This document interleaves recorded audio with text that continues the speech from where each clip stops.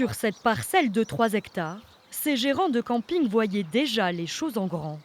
On avait déjà installé tous les réseaux, tout était prêt à être connecté pour faire on va dire 80 parcelles. On voulait y mettre des mobil-homes, des chalets en bois. Mais leur projet a rapidement été freiné, bloqué par les contours de la loi littorale.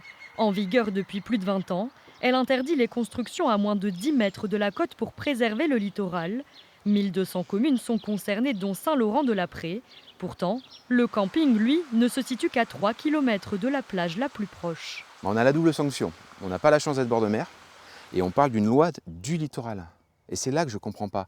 Et ce terrain-là, il est à 18 mètres du niveau de la mer. Donc non inondable dans les prochaines années. Et pour moi, c'est un critère qui pour moi aurait dû être pris en compte. En première ligne de ces tensions, le maire de la commune, démuni face à cette loi jugée nécessaire, mais trop restrictive. On a des gens qui veulent investir, ça va être créateur d'emplois, c'est à proximité du golfe. Et puis au niveau de la commune, c'est qu'on a quand même sur la commune 2 campings 4 étoiles.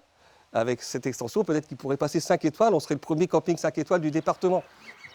Alors, des aménagements au cas par cas sont-ils possibles? Du côté de la préfecture, le discours est clair. Aucune dérogation. Cette loi répond aux problématiques environnementales actuelles.